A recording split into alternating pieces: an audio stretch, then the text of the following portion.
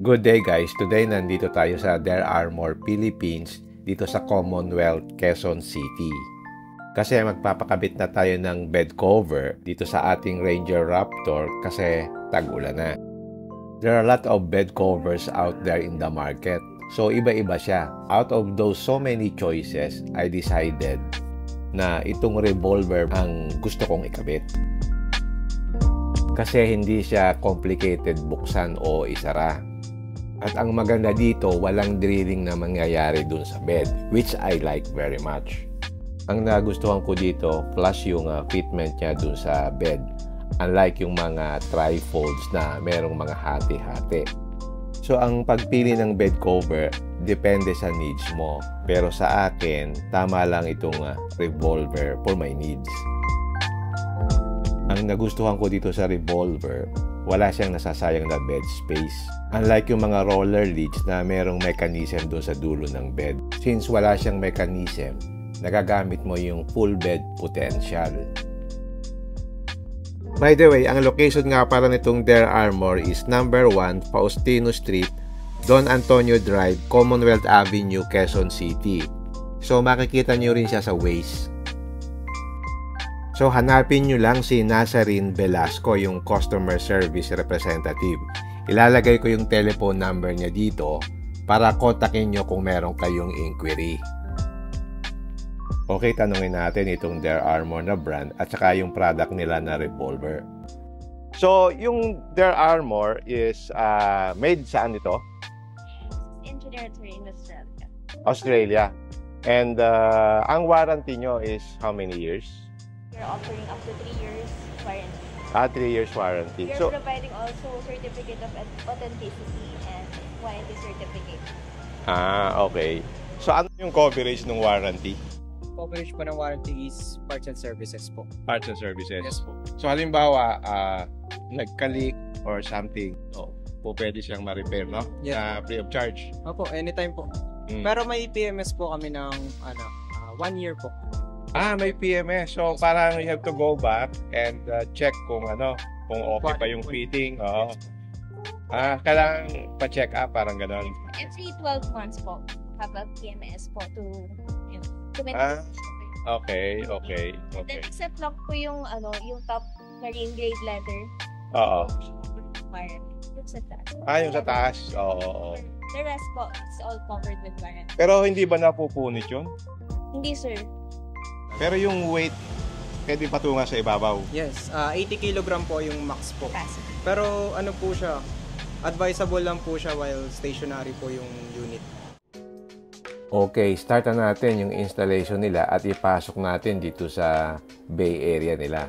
Ang ganda rin ng shop nila, malinis at alam mo na marunong yung mga nagkakabit dito. So, experience yung mga technician nila kasi ito yung kanilang negosyo talaga. Ang una nilang gagawin, mag-i-install sila ng bracket. Pero yung bracket na yun, doon nila i-install sa anchoring point. Bale, di ba merong 4 na hooks dyan? So, doon ngayon itatama nila yung bracket. So, hindi ka na magbubutas doon sa bed. Kasi yung original bolts na ginamit natin doon sa hook na yun, yun din ang gagamitin. So, tamang-tama, yung bracket naka-design dun sa location ng hook. So, dun sa 4 na sides ng bed, nandun yung location ng hook, di ba? So, dun ngayon ilalagay yung 4 na bracket. So, ganito yung packaging ng revolver na brand. So, yung material niya is made of aluminum. At yung pinaka-top na leather is marine grade material. Based on my research at saka nagtanong-tanong sa grupo, itong revolver is a good brand. So kung maganda ang pagkakakabit, leak-proof siya. At the same time, hindi mo na kailangan yung susi. At ang There Armor is made in Australia. So alam mo na maganda yung quality niya. Ang pricing niya is nasa gitna. May mas mahal pa dito, meron ding mas mura dito. So, ito na yung bracket na ini-install using the original bolts of the anchoring points. So, ibabalik mo din yung pinaka-hook. So, parang original pa din. Walang nabago. So, yan ang main consideration ko. Wala siyang drilling. Kasi pag may drilling, yan ang pwedeng pagsimula ng kalawang. Yan, kinakabit na niya yung bracket using the original bolts of the hook. Yung bracket na yan ang magho-hold ng revolver. So, dito sa left side, nakabit na yung bracket. So, same process din. And doon sa may front area, magkakabit din ang bracket. Again, using yung position noong hook. So, makita nyo, pinag-isipan yung design. Kasi kung sa iba-iba, bubutasan ka agad yung bed. Which is a no-no for me. So, ibig sabihin nito, dinisign nila na wala talagang drilling. So, ang principle ng pagkakabit nito, once the bracket is installed, meron ngayong clamp dito sa sides na parang iniipit mo siya. So, hindi ka talaga magdi-drill. Yun ngayon ang mag-hold nung parang pinaka-platform dito sa dalawang side.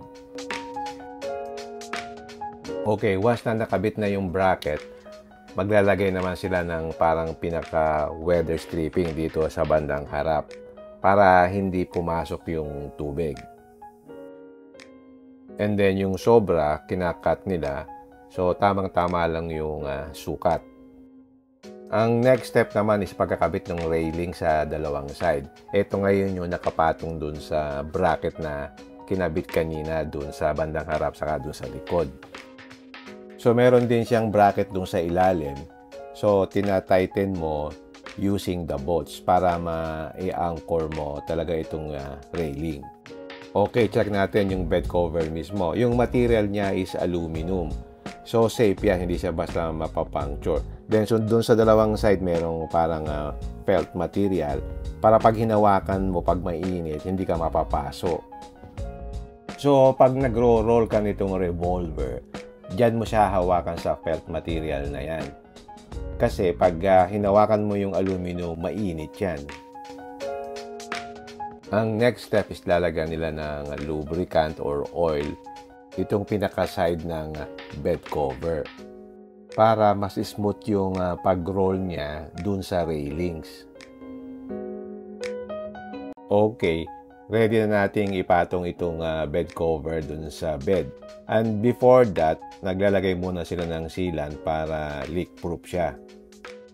Napansin ko, pulido silang magkabit kasi alam na alam nila kung anong gagawin. Siguro matagal na nilang ginagawa ito ng paulit-ulit. So, advantage din na magpakabit ka ng ganitong mga bed cover sa mga legitimate na shops. Kasi hindi naman mura yung price. So, kailangan sigurado ka. Okay, ready nang ipatong yung revolver. So, bago nila ikabit yung pinaka-covered, sine-check muna nila yung mga bracket kung okay yung higpit ng mga tornilyo dun sa ilalim. Okay, ready na nilang i-install itong bed cover na i-roll mo. Ang principle niyan is kailangan mong i-anchor din dun sa dulo para pag ni-roll mo, tamang-tama lang siya. Tamang-tama lang yung haba. So, kailangan mong pahigpitan dun sa loob, yan o. And then, chine-check nila kung maganda yung lapat dito sa may dulo ng bed. Kasi kung may clearance yan, dyan pwedeng pumasok yung tubig. Doon naman sa side, they make sure na maganda yung lapat ng cover doon sa railing. So, yan, maganda talaga yung itsura niya. Malinis at mukha siyang high quality. Ang pinagpilian ko is yung tripod o itong revolver. So, mas pinili ko ito kasi mas straightforward siya. Wala siyang dugtong at saka malinis tingnan. So, yan, kinabit na. So, they make some adjustments kung hindi maganda yung pagkakakabit. Then, after that, maglalagay na sila ng sealant. So, yung connection nitong railing dun sa track bed, siyempre may space yan, di ba? So, kailangan mong lagyan ng sealant. And then, naglalagay sila ng masking tape dun sa dalawang tabi para hindi madumihan yung bed. So, nilagyan din ng masking tape dito sa palibot nitong mga cover kasi kailangan isil yan kasi dyan pwedeng pumasok yung tubig. So, after makabit yung sealant, tatanggalin na yung tape para walang lagpas na sealant. And then, you repeat the same process dito naman sa kabilang side. So, dito sa side ng bed, merong butas dyan. Yan yung butas na parang provision niya kung maglalagay ka ng parang roll bar. So, kailangan mong takpan yan kasi para hindi pumasok yung tubig. Meron niyang cover yan. Cover na parang plastic. So, sinisilan niya yung paikot para hindi pumasok yung tubig. So, naka-fix na ngayon yung pinaka-cover niyan. Then, after malagyan ng sealant yung palibot, tatanggalin mo na ngayon yung tape.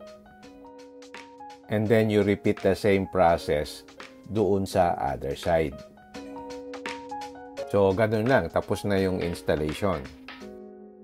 Okay, check naman natin paano i-operate itong bed cover. Dito sa ilalim, meron siyang pinaka-latch dyan, ano? So, ito yung hihilahin mo para ma-unlock siya. Kasi kapag ka nakababa yan, ibig sabihin nakalock yan. Again, pag hinila mo yung latch na yan, ma-unlock na siya. So, pwede mo nang i-roll ngayon yung cover. So, para ma-open siya, i-roll mo siya hanggang dun sa dulo. And then, meron dyang strap dun sa dalawang side na i-anchor mo dun sa bandang likod. So, ganun lang. Very straightforward. Napakadaling gamitin. Ang maganda pa dito, kapag naka-roll yan, kita mo pa rin yung salamin. So, meron kang visibility dun sa rear. Kasi, kung trifold yan, matatakpan yung salamin dun sa likod. Ito, meron ka pang view. Okay, i-try nating i-roll para ma-spread at ma-cover yung buong bed. So, tinest natin yung locking mechanism. So, pag tinaas mo yung tailgate, nakalock na siya. So, wala ka nang kailangan na susi. So, pag naka-close na yung tailgate, nakalock na siya. Hindi mo na siya mabubuksan. So, after matuyo yung sealant, i-check natin kung merong leak. So, dito, meron silang testing area to simulate the rain para makita yung leak. So kung may makitang leak, lalagyan uli ng sealant. So, binabad natin ng mga ilang minutes para matest natin kung merong leak. And then, after ilang minutes, binuksan natin. So, mukhang wala namang leak. So, in case magkaroon ng leak, i-reseal naman nila yan. And part of the warranty yung kanyang annual na PMS. You have to go back to them every year para ma-check kung may leak or misalignment. So, yun yung kagandahan. Meron siyang 3 years warranty. At ang maganda dito, meron silang mga parts kasi nga, distributor sila nitong revolver. So, when they import, meron silang mga parts. So, kung may mga issue kayo, madali silang masolusyonan. Again, simple lang yung setup niya. Niro-roll lang. Meron din kasing mga bed cover na parang automatic. So, meron siyang motor. So, automatic yung pag-open nun, parang remote control. Ang disadvantage naman nun, kapag nasira yung remote o kaya yung motor, hindi mo na mabubuksan yung cover. But in this case, it's manual operation. And then, meron nga para din silang ibinibigay na warranty certificate. So, ito yung sinasabi nilang Certificate of Authenticity at saka yung warranty certificate. So, kung magkiklaim kayo ng warranty, pakita nyo lang itong certificate. Dito, meron din silang ibinebenta ng mga utility box, saka itong steel bumpers, roof rack, roll bars.